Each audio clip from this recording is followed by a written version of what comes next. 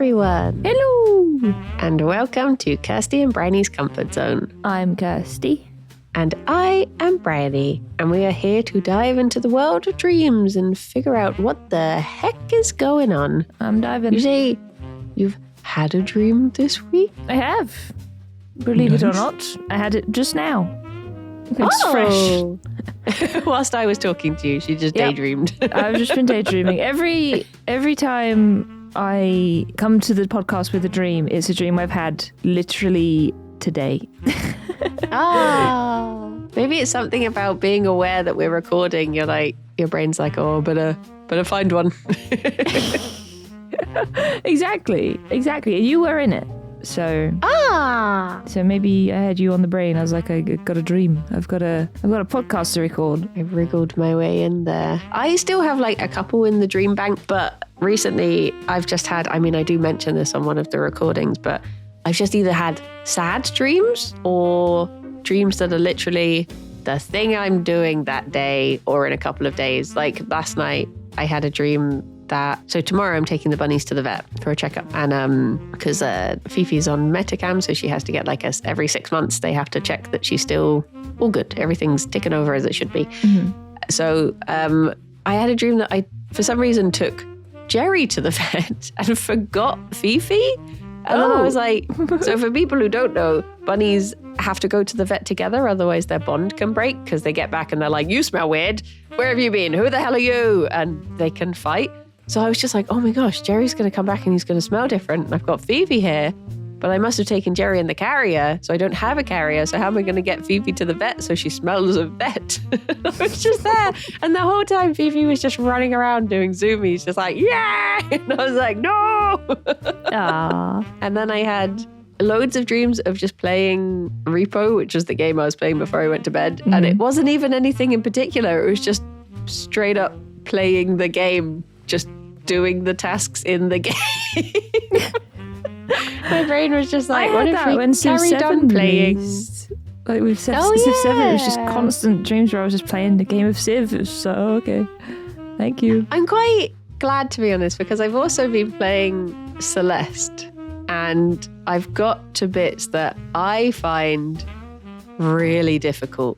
So there was a level I was trying to do the other day, and someone said they were watching the VOD, and apparently I was like, okay, I'm giving up, one more go, and then I'm ending the stream. And they were like, there were still 10 minutes left of the VOD. I had a feeling you didn't give up on that level. And I was like, I'm going to see this in my dream. It's just going to be this bloody level, me trying to, because I don't know what it is. Like usually, if a game gets difficult, I don't tend to play that difficult games anyway. But if a game gets difficult, I just get a bit like, I give up. I hate this. This is stupid. Whatever. I'm not doing it. Because I feel like, oh no, like this can't be fun to watch. People are going to get more frustrated than I am. So but for some reason with Celeste, I get really stubborn. And I'm like, you're not going to break me. I will break you. Welcome to my world. This is me with Dark Souls, me with Celeste, me with Hollow Knight. Just all of them. I just get to that point where I'm like, yes, I am aware that people have been watching me fail the same jump for half an hour, but I will continue to do this. Yeah, I'm like, you can leave. It's your decision to be here. I can't leave. You can leave. If I have to suffer, you do too. Yeah. It's just, yeah. So I've just, maybe I've absorbed it from you over the years. I'm just like, I'm stubborn now. Whereas in real life, I'm like, oh, I really want to do the washing up. What's this? A small obstacle? Well, I give up. Guess I won't do it then. Oh, no. I need more of that Celeste attitude in real life to just stubbornly carry on with tasks that are difficult. Definitely. I'm surprised I haven't been dreaming about the game I'm playing at the minute, because I'm playing Assassin's Creed 2, and someone in my chat described that game as an ADHD honeypot, and my God, it really is. Like, oh, is it like a lot of side quests? Stuff? Well, it's not so much side quests. There's a lot of collectibles. So I'll be doing the main quest, and I've played it before. I knew that this was the case, and when I started the playthrough, I said to Rydian, I said, I'm not doing the collectibles. I don't care about it. I just want to do the main quest, just get the streams over and done with. 20 hours, bam, we're done, and then I'll play the next game. No, I am like, over there. It's got the classic like Ubisoft map, and like the quest is over there, and then there's something over there, and then I'll be walking along, and you have to collect feathers because of reasons. Like eagle feathers, and you'll be walking around or jumping around, parkouring around, and there's a feather over there. I'm like, oh, feather! So I'm running over, I'm like, get the feather. I'm like, yes. And then I'm like, now where was I going? And I'm like, oh wait, there's a man there that just pickpocketed someone. I'm going to take him, and I'm going to take him down. And I'm running after him. I'm like, come back. And then 5 hours later, I've not done the quest. I'm just like, this is the best and the worst game I could ever play. It's so good. Like, we both enjoyed Die in the Dungeon.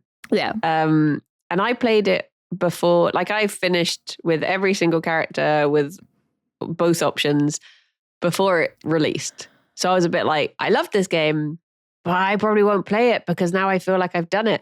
And then I realized, I just happened to look at it the other day and I was like, hang on a minute. I played it before it released. There's 42 achievements that I don't have. Oh. So now I'm back on it because I'm like, achievements. I just need that little bit of like, you get a shiny thing if you do this. I'm like, oh, okay. So I did one run and got 19 out of the 42 achievements. Jesus Christ. I need to go back to it. Oh, that game was so fun. It was really good. So good. I was playing it and Chris Yules was watching it. And I was like, oh, well, that was my first run and I got 19. So that's not too bad. I was like, how long was I doing this for? And he was like, I think 3.5 hours. I was like, oh, oopsie doopsie. I had that when I streamed it. I was just like, oh, I've done one run for the whole stream. Whoops. Yeah. Whoopsie. He was a good hype man, though. He was like, there's an achievement for your first death. So if you lose this boss battle, you get an achievement. If you win it, you get an achievement. You're good either way. And I was just like, yay. That's good. But yeah, I'm the same thing. It's like with Celeste, like I started just going back and getting all of the strawberries. I did because that as I was well. like, yeah, I just want them. And have even though I'm the like, main question or the main story, I got to the top of the mountain. Okay. And then I went back and I was doing strawberries and I was having a lovely time. And then Sienna, who is my friend who suggested that I play the game because she absolutely loves it. She was like, you should do the core, which is like an extra bit that's super difficult. And then that is when I was like, I hate this. I don't want. I started just cursing the devs over and over again. I just was being like, I hope the devs put on fresh socks and step in puddles. I hope whoever designed this level always has their tea is too hot when they first try it. I hope. Just they're like, ugh. But then I'd get through a level and be like, yay, I love this. Oh my God. Yeah, I had the same reaction to Celeste. I really liked it. I was very stubborn with it. Yeah. It was very good. But I was a bit like that with parts of Hollow Knight. I just love I love the gameplay. I love the platforming. I love like being able to do all the crazy jumps and everything and just managing it and being like, yes! I think so good. I would say that I loved Hollow Knight, but I think I maybe do prefer Celeste. Because say that video listens to this. I know. But I think it's like I enjoyed them both, but I think having the progression style of Celeste being that if you die, you just restart that level rather than Hollow Knight being like, haha, you're back to this bench. I'm like, I appreciate that that's an extra challenge, but also for someone who was very bad at navigating that game, I was just like, and I just like being able to just get, I think also because when I'm trying to do something, I need to do it immediately after I've tried and failed. Otherwise, I'll forget. And having the build up of walking back to there, I'd be like, oh, I think that. No, that's fair. And there was also like, I think having Celeste has like a slightly more puzzly element. I mean, to be fair, it has been like 6 years since I played Hollow Knight, so it might have this as well. And I've forgotten. But with Celeste, I like that you'd be like, that strawberry is there. But I can't get to there because that's there. And then just having that moment where I'd first look at a level and be like, how do I do this? And then just having that moment of like, aha, you must have to use that to get across. And just, I like it being slightly more puzzly, I quite liked. But which is funny because I played Hollow Knight that was the first game I ever streamed. And then I immediately tried to play Celeste. And I was just like, oh, I'm just not enjoying this. Hollow Knight's better. And I gave up with Celeste after like one session. Mm-hmm. And then coming back to it, I'm just like, no, I was just comparing them too much. So having a big gap between. They're very different at the end of the nice. day. Like Hollow Knight's a Metroidvania through and through, really, with, all of the Dark Souls-y type bosses. Whereas Celeste is more about the navigating, like the jumpy and the puzzle solving aspect. Yeah. But I think that's why I jumping prefer, in spikes. Yeah. I think that's why I prefer Hollow Knight at the end of the day. I love both, but I love Metroidvanias so much. Like, I just get so much joy out of playing Metroidvanias. So Hollow Knight just was so good. I'm really tempted to go back and play Hollow Knight in my own time. Because I think part of the problem was I was streaming it, and because it was the first game I ever streamed, I think there was a lot of nerves surrounding it as well. Yeah. So I don't remember like big chunks of the game just because I was so busy focusing on like, oh, what am I doing? What's happening? Because it was okay when it was just like me chatting to Rythian, and it was just like me and him. And he was pretty much the only person watching, and him and like two other people. And then when it got up to there being like 5 people in chat, I was like, oh, so many people. What's happening? I don't know. And this was back when I only had one monitor. So it's literally my game on my monitor with OBS behind it, and then my phone propped up on the screen with chat on it. Yeah. I used to have my chat on my phone when I started streaming. I've been thinking recently, because we made a little reading room, and it's the room next to the computer room, which apparently is a very millennial thing to say, the computer room. Really? Well, I said it the other day, and people were like, millennial. It's just like, it's just the room that has the computer in. What do they call it? Like an office? Or I think either an office, or maybe they just don't have computers anymore. I feel like maybe it is a millennial thing in that when I was a kid, what my dad would call the office, I think I probably would have called the computer room. Yeah. So maybe we've grown up with that kid terminology. Because it's like, where's the bed? In the bedroom. Where's the computer? In the computer room. I had a similar moment on stream the other day. I was playing Assassin's Creed, and I'm playing on controller because I was like, I love playing on keyboard usually, but not for this, no way. So I got my controller, and I have a PS5 controller, a custom one that somebody got for me as a gift, and it looks like a GameCube controller. Yeah, and the right stick is the one that you get on a GameCube, which is called a C stick. It's like a yellow joystick with a C on it, and when you played the GameCube, it's called the C stick, and I always call the right stick the C stick, and I've never thought twice about that. And I was remapping all the controls because it's janky as hell because the game is so old. And I was like, I think it's, what button would be the C stick? Like, blah, blah, blah. And chat's like, C stick? I'm like, yeah, the one on the right, the C stick. And they're like, why do you call it a C stick, you freaking boomer? I'm like, huh? I've always called it a C stick. That's what it is. I showed him my PS5 controller, which looks like a GameCube. And it was like, look, it has a C on it. It's a C stick. And they were all making fun of me. I had a bit of a moment like that the other day where I was talking about, I don't tend to get them anymore. I think they have started doing vegan ones. But when you get big hollow Easter eggs and they're wrapped in foil, and you obviously, like, people have different ways of breaking them open.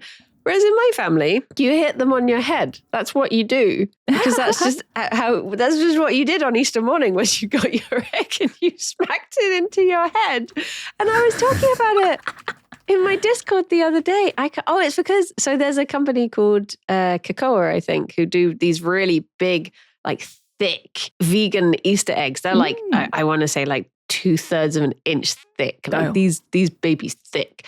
And I linked them in chat, and I was just like, you wouldn't smash those on your head. And everyone was like, why would you smash any egg on your head? I was like, because that's what you do with Easter eggs, is you break them on your head. And everyone was like, you get chocolate in your hair. I was like, no, because I wrapped in foil. It's like smashing a tea cake on your head. Yeah. I just had that moment of like, hang on, no, this is just my family. This isn't a normal thing. This is just what, because when you're little, you're like 100% of everyone I know does this. So therefore 100% of everyone does this. Child maths. I was like, wait, do people not break eggs on their head for Easter? Is this not a common thing? Well, no, I don't either. I gently break them in half and then I eat them carefully. Oh, no, my family are literally just like Glasgow kiss, like bam. Knocking each other out with Easter eggs. Yeah. Oh, God. but yeah, but the reading room, I was saying, I've been tempted to start doing streams from there, like reading streams. But I was thinking like, I can't remember why I was even going to talk about this. Oh, because so like having a new stream setup that I have to think about was just, I guess that was just reminded me of early days of stream, like suddenly thinking like, how do I set up a camera and how do I set up the microphone and how do I get this to run? And yeah, it's just, but I might do it. I might. You might. Don't threaten me with a stream. She might do it. But I just quite like the idea of doing a reading stream. I read a book to Alex the other day in the reading room because I found, you know, the one you got me a cushion of it, the Guess How Much I Love You. Yeah. I realized I had a copy of that and we were sat in the reading room before night time.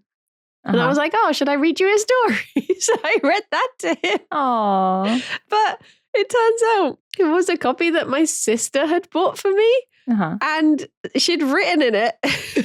So the actual title of the story on the title page is Guess How Much I Love You, Even Though You're a Bumface Sometimes. Oh. And I was like, oh, I don't think that's the proper name for the book. God. I had no idea that was a book. I just thought it was a nice cushion. Yeah, it's a story about big nut brown hair and little nut brown hair. And it's little nut brown hair being like, I love you this much. And then he spreads his arms and big nut brown hair is like, well, I love you this much. And spreads his arms and nut brown hair is like, wow, that's so much bigger. Damn. It's really cute. But yeah, I would quite like to do, maybe I'm just getting into my old lady storytelling era. Yeah. Gather round, children, and let me tell you a story. I think you would do good reading streams. I think I would be like very nice to try, because I've got a few books that are out of public domain, so I would be allowed to. But yeah, I think I'm just some days getting to a point where I go to stream and I'm a bit like, I just don't feel like playing game today. I want to do something weird and different. Like reading, that's weird. Or colouring in. Just, I don't know. I just feel like mixing it up a bit. It is nice doing streams like that every now and then. Like, yeah. people like that sort of weird extra stream as well. Yeah. One of my favourite things to do on stream is doing a Hunger Games with chat. And I throw them all into an arena and make them fight to the death. I like those, yeah. It's cool. Oh. Speaking of dreams. Should we listen to one of our Yes.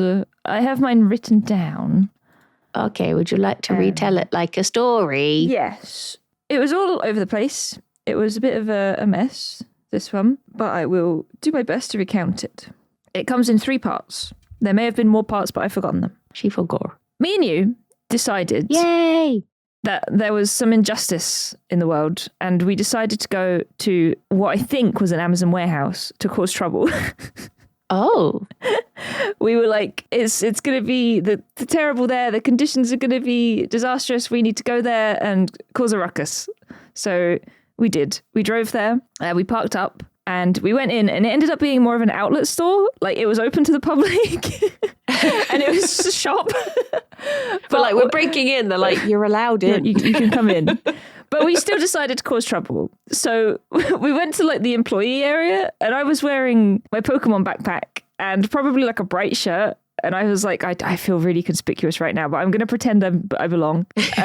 So I'm like trying to move like rails of clothes and stuff. And they're just kind of looking at me like, huh? And you were doing something. I think you were just off. You were doing better than I was. I know that much. So we were just going around trying to find some sort of disruption to cause. And I just started thinking, all right, I'm just going to take stuff. So I took a Pikachu hat. And you got some Halloween crockery. You got like some really big plates and stuff with cute Halloween designs on. And you put like a big plastic bag around them, and you were just carrying them around, and it was like, right, let's go. And we're like rushing through the shop. And then you also got a giant cutout of a clown, I think it was, but it was in a box. It was in like a, almost like, you know, if you buy a kite and it's in like a long sort of box-ish. It was kind of like that, but it had a buff man with like a clown face on the box. So I think it was a big cutout of a clown or a kite of a clown. But anyway, so you took that and we went back to the car, put it in. Danny DeVito was in our car. Like he was like our driver at this point. Our getaway man. Yeah, he was our getaway man. And there was also a dog, which I think we found nearby. And I put it in the car and it really liked Danny DeVito and it was like aggressively licking him. So I was just like, you can just deal with that. We're going to go back in and try and get more stuff. So I closed the door and locked it. Oh my God. And then we went back in and just tried to get more things. But yeah, like I said, it was just like a shop. And it had like a really big Halloween section. And I was walking through it like, what can I take? Like, why do I even want to take things? I was mainly looking for Pikachu stuff. I was like, is there any nice Pikachu stuff that I can just nick from this Amazon warehouse? And I don't really remember much after that in terms of the warehouse. However, later on, I was in a car with my dad and we were on a motorway. We're driving down the motorway. I think my mum must have been there too because she showed up later. While we're driving, he winds down the window and he yells at my brother who's in a black car like next to us, who's just about to leave the motorway on the exit because my brother was speeding. So he's like, old man yells at Cloud out of the window to my brother. Eventually we get to what I assume was like a services and we go to like the fast food places they have there. And me and my mum are sort of slowly walking in and my dad's gone ahead and he's got us a single drink. He walks out of it looking really happy and he's just got one cup with some Coke in it. And it was like, good job. Then we went into like this canteen type area where there were people eating what looked like really good food. And my dad put down the cup next to a woman who was eating, who had like 4 dishes around her. And I was like, has Dad ordered food already? Like, is that our food near this woman? And I sort of hovered next to her and she just turned around and looked at me like, what do you want? And I was like, nope, that's not our food. So I carried on. I sat down at an empty space with my dad and my mum. And there was someone else there. I don't know who it was, but I think it was a celebrity. And I really shyly introduced myself to them. Just like all like, ugh. Not because I was starstruck or anything, but just because I'm just very shy. So after that, we're sitting down. Me and my mum are partaking of free fries that were on the table. There were normal fries and sweet potato fries. So I grabbed the sweet potato ones and I put them between me and my mum and we're just munching on them. And then I realized that they've got a Final Fantasy event going on, like a Final Fantasy 14, I think specifically. They had like colouring pages on the table. So I pulled one out and I looked at it. I was like, oh my God, they've got colouring pages. And then I look up and suddenly there are like stalls, like as if I'm at a convention, and then people in cosplay. So I get up and I go to have a look, and they've got lots of mostly like expensive clothes, like really cutesy, like kawaii hoodies that look like bears and stuff. And it's like, you look at the thing and it's like 90 quid and it's like, oh, I'm not going to buy anything here. That was generally what it was. And they had some enamel pins as well, but they didn't look very nice. My dad picked up one of a chocobo and it just looked a bit rubbish. So I was like, we'll just leave that. So I head back to the table. And at that point in my mind, I'm now some sort of celebrity. I don't know why. And I go to sit down. I'm a celebrity. I'm not.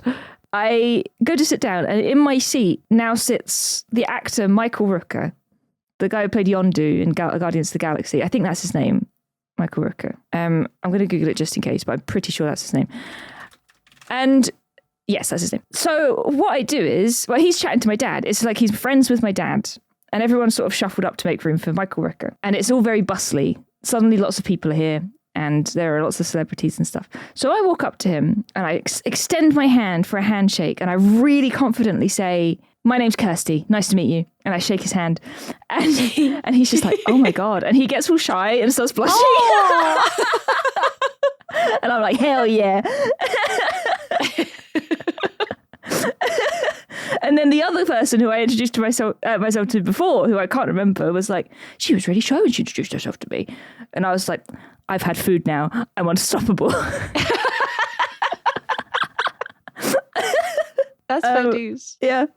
That's the last bit I remember of that. But the final part was that I was at your house, but it wasn't your house. It was just a house. I was in the kitchen and there was a bee cage there, like big animal cage, almost like a rat cage, but like really tall and wider. And inside this cage, you had tons of bunnies and tons of birds. And they weren't like cramped or anything. It's like you could walk in and you could climb up, like it was huge. You had tons of bunnies that you'd rescued and tons of birds. Like there were just colourful birds everywhere. And it was the morning and I had been tasked with feeding them and waking them up. So the birds were going crazy. They were going so crazy for their seed. One of them was sitting in the food bowl and I was just like, oh, you're a silly bird. Get out of that food bowl. Meanwhile, all the buns are like running around. Jerry and Fifi were on top of the cage because I saw two lops that were like similar colours, like big like lops in the cage. And I was like, is that Jerry and Fifi? And I was like, no, there's a two lop here, like giant, like English lop type things. Like they were just enormous. Is it English lop? I need to fact check. Yes. Oh, English lop. Yeah. They're the big ones. That's what they were. And I was like, that's not Jerry and Fifi. No. So I looked up and they were on top of the cage on like their throne. So they were on there. So birds are eating their seed. The buns are running around. And the two lops haven't woken up. And I'm like, it's breakfast time. You got to wake up. And one of them that was a similar colour to Fifi, like I tapped them gently and they like woke up like really grumpy, like. And then he jumped down and he like put his butt outside of the cage door and he pooped all over the kitchen floor. And I was like, oh, I'm going to have to call Bryony. So I think I managed to get him back in and then I called you like, I think he's sick, he's pooed everywhere. Oh no. And then you came back and you're like FaceTiming your parents the whole time. So you were sort of half talking to me, but not. And half of it I was like, are you talking to me? Like, do I need to reply to you? I don't know. But you're cleaning up the poo and your parents had gone for a walk in a field next to where we were and they were really close by.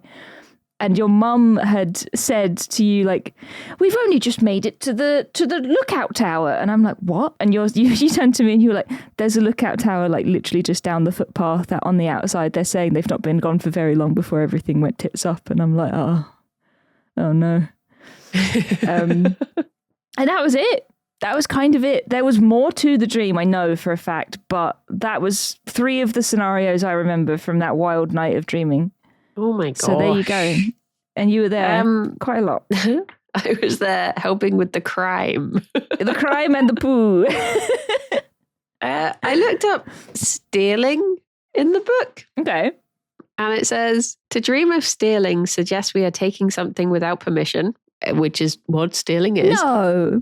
What? This may be love, money, or opportunities. Oh my God. It says if someone steals from us, no, that's not it. If it's someone we don't know, if we are in a gang of thieves. Were we a gang? We weren't a gang. We weren't a gang. It was just the 2 of us. Oh no. Uh-oh. That's good because it says if we are in a gang of thieves, then we should look at and consider the morals of the peer group we belong to. Oh. Wasn't a gang. It's fine. It's just a couple of gals doing crime. We did go in with good intentions, to be fair. We were like, yeah. I think at one point you even said like, where are all of the suffering people? Like, where are all of the workers that were in terrible conditions? And it was like, it's just Halloween decorations. Yeah, literally, we're here to liberate you. And it's like, no, I'm just going to steal Pokemon stuff. So, yeah, I mean, I guess, have you been thinking about the conditions of Amazon workers recently? I will say no. But there was a very, very small conversation yesterday about Twitch, about how Amazon owns Twitch. Yeah. So maybe I was thinking about my own working environment. Oh, no. Because, yeah, I guess it does just keep getting... Like, every change made is a change that makes things harder, I swear. Exactly. Like there's been a whole thing with like the highlights on Twitch and stuff like that, and there's just lots of little changes that just make streamers' lives a little bit more difficult. And I think like obviously because of the circles we're in, like we hear about that a lot and we have to experience it a lot. So yeah, that's kind of on our mind quite a lot. And that was mentioned yesterday just in passing with some pals, and maybe that was on my mind. So my brain jumped to let's go to an Amazon warehouse and steal everything.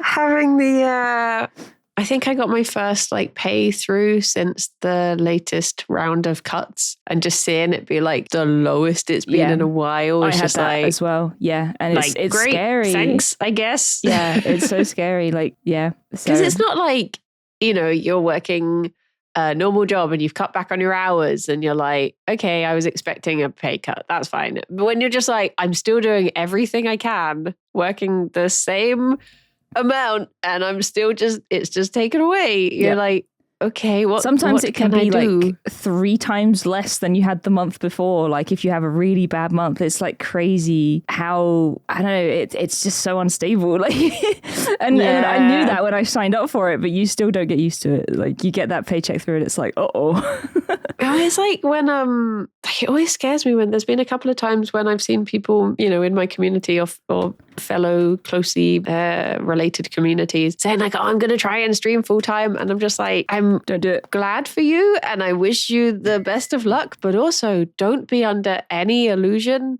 that it is easy or profitable or that you're going to make enough to survive on, because you probably won't. I'm sorry to say it, but you just probably won't. For anybody that's ever thinking about doing that, number one, don't go full time. Don't. Don't go full time unless you are earning enough to live on only from your streams. If you're working and streaming and you're like, this is fine, and then you quit your job, you're not going to have enough money.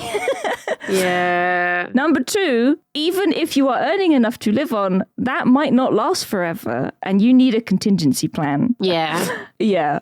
There's probably a number 3, but you get the idea. Don't do it. Don't do it. But no, I mean, it's one of those things that if we hadn't have been like, it was such a specific scenario for me to go full time in that COVID and furlough, and I had free time where I was still getting paid pretty much a full-time wage anyway. Yeah. If that hadn't have happened, I don't know if I would have made that leap. I don't think I ever would have. Yeah. It was COVID for me as well at the end of the day. Like I wasn't furloughed. I was an essential worker. I was still working constantly because I was working at the shelter. So I was going to work full time, like constantly, and then getting home and streaming from 8 p.m. till God knows what time.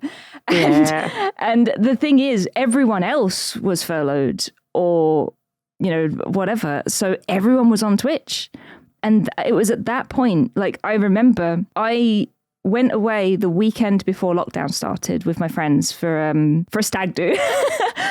We all went and we rented a cottage and we played D&D for a whole weekend. And when I got back, one of them felt a bit sick. And it was at that point that the government was saying, like, if you are feeling these symptoms, you need to isolate for like 2 weeks. Yeah. So I said, I have been away with someone who is experiencing these symptoms. So they gave me a bit of time to isolate. So I wasn't furloughed, but I had a bit of time off.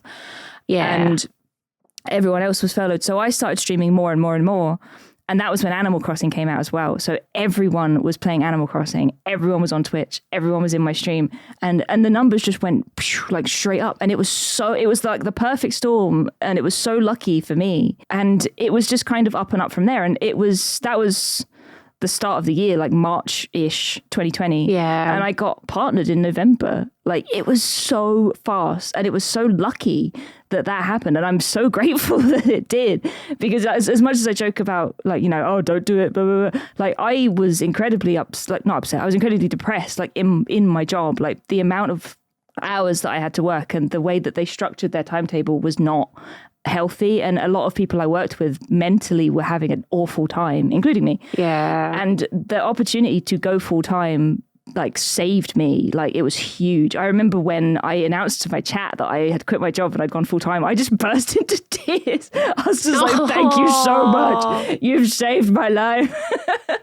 because I was just in such a horrible place. Yeah. But it's not something you can just choose to do. Like you have to just be really fucking lucky, to be honest. Yeah. I guess that's the thing for me was like, I really loved my job and I was like, I was fine. I would have carried on working there. But because of Alex being vulnerable, I just thought if I have an opportunity, even if because I was in like, a minimum wage job. It wasn't like I was earning, I was a high paid lawyer banker who made all of the money and I gave it up. No, wasn't earning that much anyway. And but with Alex being vulnerable, I thought if I can just be at home and not risk him, then that is like more important. And if it means, taking a bit of a pay cut, then so be it. If it means I can protect my man. So I just did that. But the thing that made me sad about it all was because of how the furlough was working, where like having people back, but a very reduced staff. It meant that my final day of my job that I'd been at for like 3 years and making friends and getting to know everyone, my final day was essentially just like me and one other person. And they were like, it wasn't someone I particularly got on with either. Yeah. And they were just like, oh, it's quite quiet. You can go home if you want. And I was just like, okay, bye forever. Bye then. And to be fair to them, even though we weren't the closest of people, she did actually like find me before I left and she gave me a hug and she was like, you've been really good. It's been nice having you. And I was like, oh, thank you. Oh, that's nice. But I was just like, I just remember leaving and just being like, well, that's done, I guess. Yeah. Because I wasn't on a shift with, like, I was in a team of 6 people, but we were just doing, we had to just have one of us at a time. So I didn't even get to see any of them. And I was just like, well, see ya. Oh, that's really sad. My last few days were probably not some of the best I had there, but they were pretty good because they kind of just gave up on me at that point. Like I don't want to bitch about it too much, but the management were the type where if you resigned, you betrayed them and they didn't like you anymore. So basically they took me off the timetable and they just gave me odd jobs. And one of my jobs in that last week was to power wash one of the kennels. And I was like, hell yeah. Give me the power washer, let's go. They're like, is this meant to be a punishment? I don't know, because I'm having a great time. I was just in my element. I have my music in my ears. I'm power washing. I'm just like, yes, let's go. There's so much dirt on these walls and it's not going to be there anymore when I'm done. Like, funnily enough, when I left, because I was a PCA, so I was a patient care assistant, and we didn't have like super loads of responsibilities, and I could have done with more because I think that obviously that legally there are things that you cannot do if you're not qualified, but there are things that I think we should have been allowed to do. And it was my leaving that made them be like, look, we're losing good people now. We need to start making this a better role. And after I left, PCAs started being allowed to do like various things to do with like working with the blood machines, and they started taking on PCAs to qualify to like train them up to be nurses again and all of this stuff. And I was like, why couldn't you have done that when you do that when I was there? Yeah. But it was me going that they were like, we got to turn this around. I was just like, oh, well, I'm glad I paved the way for a better time for the rest of them. Talking about the perfect storm, though, I think you going full-time and then joining the Yogs was another part of my perfect storm, because I don't think I would have gotten in if not for you. So I bet you would have. It was Franny going into the office and being like, hello, are you going to let Kirsty in or what? Well, I just remember there was like, I think, who was it who joined? I think maybe... What, before me? Yeah, maybe it might be Boba, where someone was just like, we've had so many people recommend this person. We need to get Boba in. And I was just like, yeah. And then I was just like... Boba joined, I think, about a year before me. So then I was like, I'm going to do the same for Kirsty. And I was just going around every conversation. I'd be like, hey, you heard about this Kirsty person? we should get Kirsty in. Who said that? That's a good idea. Oh my God, who said that? Wow. I just leave the office, come back with a mustache and thick glasses and being like, hey, have you seen Kirsty? Looks damn good. Get her in. Oh, get that woman in here. Yeah. Oh my God. I was watching a streamer the other day. What was her name? It was Kirsty. Oh. Good times. Speaking of us streaming, I wonder if I am partially to blame for part of this stream. This might, if this is completely wrong, this will come across very full of myself. But the bit where you called me and I was just on a call to my parents and half not listening. Yeah. I put a screenshot of me reaching out to another streamer in our chat the other day, and I wonder if that was your subconscious being like, why is she talking to other streamers? Maybe. Was she off talking to other people? Oh my God. No, I knew that you had been. I knew that you had been. You little hussy. You hussy. and I'd made my peace with it, but then you posted the screenshot. I think was it in a time when it might have been that you had just started doing something with Melon and Rydian was doing something or like, and neither of you were free. And I was just like, oh, I guess I should try talking to the other kids. Yeah. Me and Melon are playing Final Fantasy X-2 at the moment. Yeah. And not Melon. Rydian, maybe, I don't know what he's doing. What's he doing? Who is he? He's been raiding on Final Fantasy. I know that much. Yeah. Maybe that was something. I was just like, oh, I'll just have to find my own entertainment, I suppose. Yes. Well, don't worry. So Final Fantasy X-2, I'm going to say it. Sorry, all the enjoyers. It is hot garbage. Oh, no. It's so bad.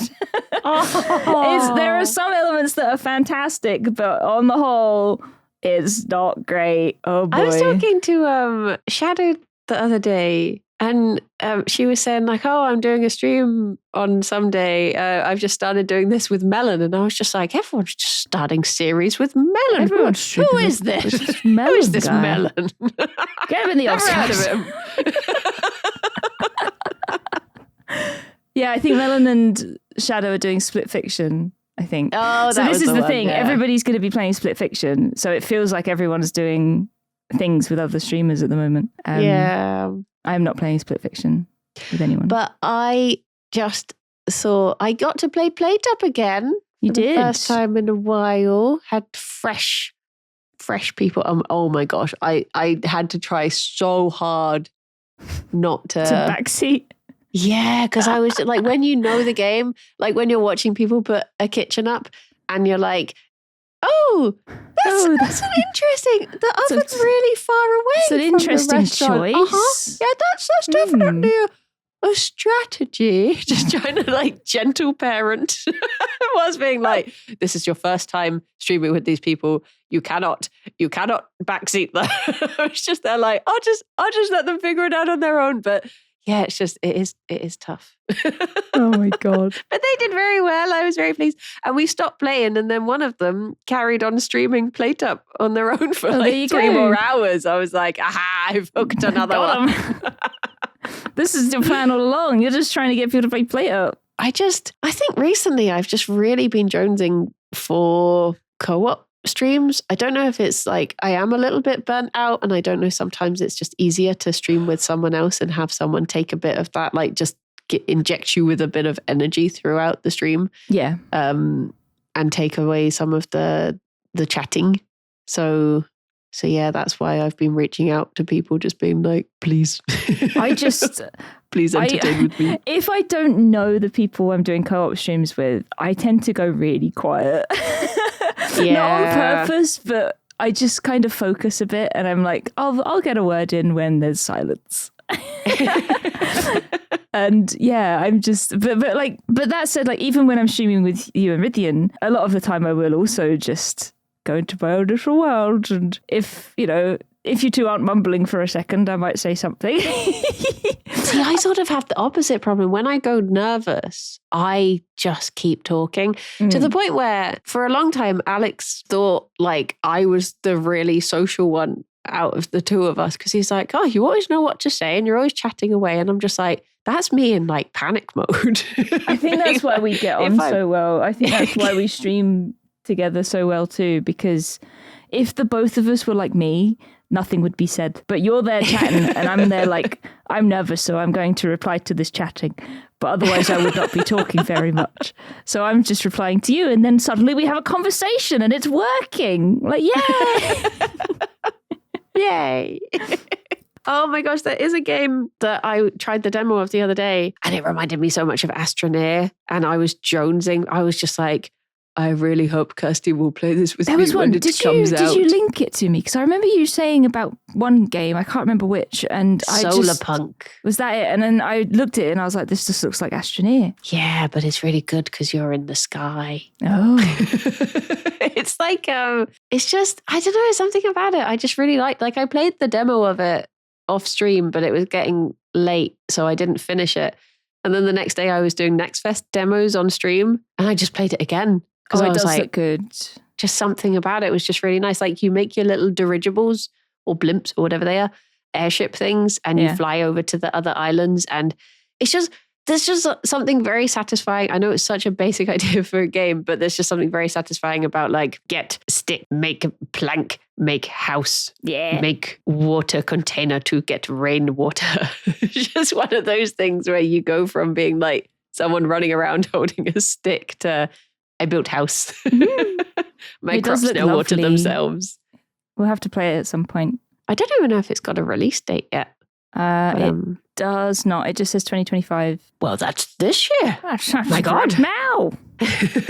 I'll add it to my wish list. But yeah, I wondered if that was maybe the reason for me being distracted from you in the dream. Maybe. I don't know. Because you've been saying for ages how you want to reach out to more people, especially like vegan streamers and stuff. So yeah, like I wouldn't have been like upset or anything about that. I would have been like, hell yeah, good for you. You go talk to your people. You go talk to them. It was nice. I genuinely get like a dog seeing another dog when I meet other vegans. I'm just so excited. I'm just like, hi, you're like me. Hello, are we friends now? Let's be friends. I come on so strong, and then I panic. And then I was just like really bad at making small talk because I just am bad. I make quite bad first impressions, and I'm bad at small talk. That's wrong. And there was one time where one of them was just like, I've got to go do this. So I was left talking to the other one, and I was just like, there was a pause, and then I just went, what are your favorite snackies? Because I was like, I don't know how to say adult conversations. Do you like snackies? And the funny thing was, one of them is from New Zealand, and I had that real panic of, I don't know if it's an ADHD thing, but you know when you like copy accents? Yes. But you don't mean to do it, but it's just like a thing. Yeah. That you start doing. And I was so worried that I was going to do that. And then at the end of the stream, he was like, oh, I'm so sorry. I kept on doing a British accent. I was just like, it's not just me. And I was just like, don't worry. I've been doing one my whole life. It's fine. I find I'm worse when like we're in a recording with O's.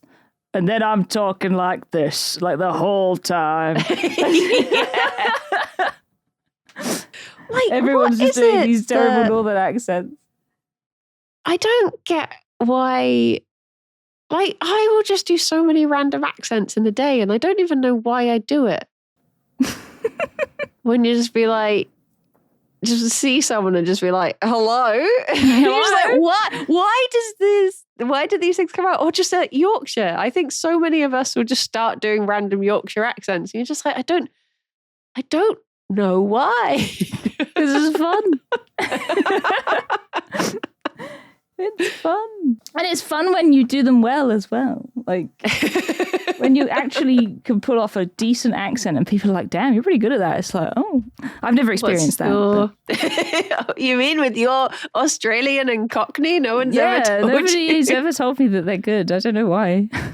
I keep on seeing there's this current trend where people are saying like, oh, when you're talking and your accent slips up or something, and it'll be someone who is like Spanish, but they're speaking with like a really good like English with perfect accent, and then all of a sudden they just say something like, oh yeah, I'm going to a school, and then everyone's just like, a school. And I was thinking we should do one of those, but it's just us talking normally, and then you just randomly say something really Essex or Hertfordshire. Because I find it sometimes I'm just talking normally, and then it's typically something with an L in it. Or I'd just be like, oh yeah, I just put that painting on the wall. No, I'm like, oh no, whoa. On the wall. On the wall. Whoa.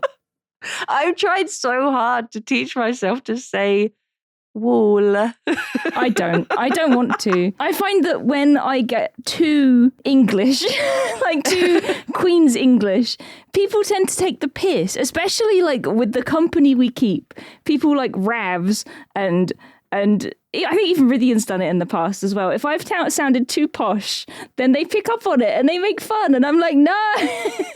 So I'd rather be Essex through and through. Filthy Essex. That's what I'd rather be. Don't want to be one of them posh wankers. No.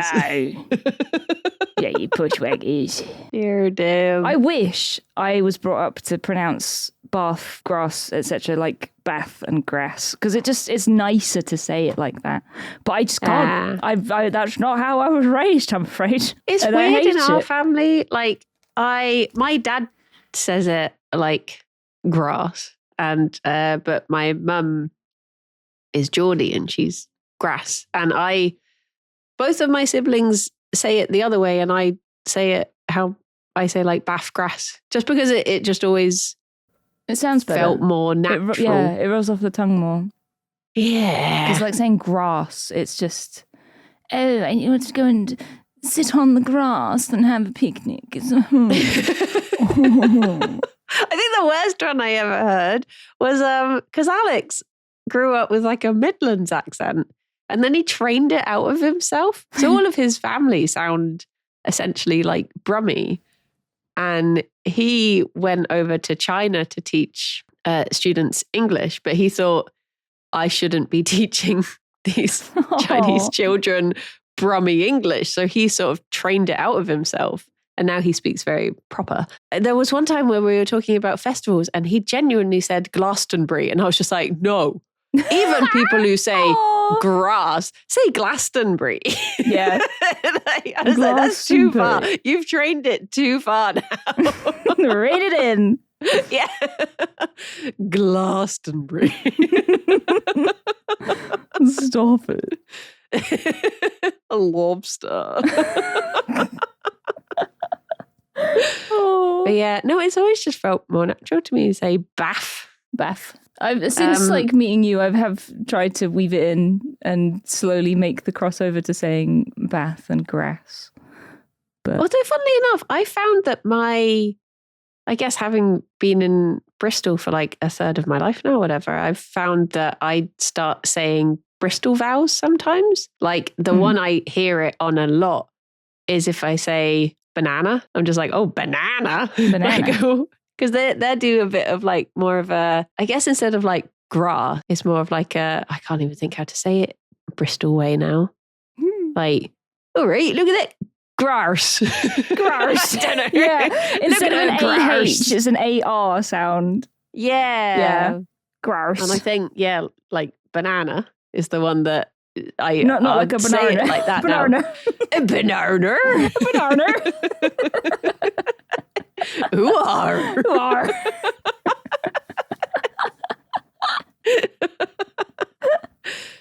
But yeah, just certain things that will just sneak out, and I won't notice it, and then I'll be talking to my sister, and she's just like, "You sound so Bristolian." I'm just like, "Do I?" Oh. As Gertlish, that is. Gertlish. But this is what gives me faith when I'm trying to learn German. If I say something slightly wrong, I'm just like, Germany's pretty big. Probably someone says it like this. Yeah. Definitely. I was showing Rythian my Duolingo when I was there. And like the speaking exercises, it wouldn't accept him. And he's like, it just doesn't like my accent. I was like, oh no. So he had to talk like ordering a beer in Spain. He had to do it so slowly. It was really funny. It's like last night when I was playing Repo, I had died and everyone else was doing fine. And you get like a separate voice chat for the dead sort of thing. Yeah. So I was just like, well, everyone's doing fine. The monster's not around. I've probably got a while. So I was just doing my Duolingo. And then my my friend died. And the first thing she had, because sometimes if it doesn't understand you, you really do have to just shout at it. So she died, and the first thing she heard was just me being like, "Ich möchte ein Bücherregal." And she was just like, "What?" I was like, "Oh, hi, welcome to death." It's just me shouting at you in a bad German accent. Oh my God. Whenever I record Blood on the Clock Tower, I do my Duolingo during the night phase. And I feel like Toffolo, bless him, like editing is probably just hearing the little ding every time. I'm just saying that. Oh, dear, oh dear. Dear, oh dear. Oh my God, we've been rambling for an hour. Oh yeah, we didn't even get to hear my dream. No, that's we'll have fine. to We can save that one. Save it for another time. Put a pin in that. Well, everyone, thank you for listening. Yes, thank you so Kirsty, much. Thank you for a lovely chat.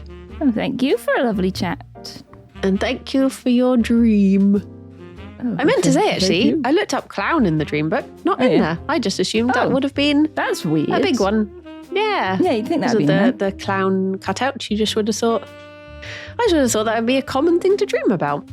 Yeah. Common. Common. Definitely. One of those common Very dreams. common. It was a nice dream though. It just felt nice. Yeah. Even when we were stealing things. Well, it's just nice to do things with friends, isn't Yeah, it? exactly. Yeah. A little bit of theft. A little bit of theft between friends. Yeah. Well, thank you so much, everyone. And until next time. Oh, firstly, a question. We've not asked a question in a while. Oh, we How haven't. do you smash your Easter eggs? Yes. Let us know. Yeah. Any egghead enjoyers? Any concussion enjoyers? Well, until next time, everyone. Bye-bye for now. Bye.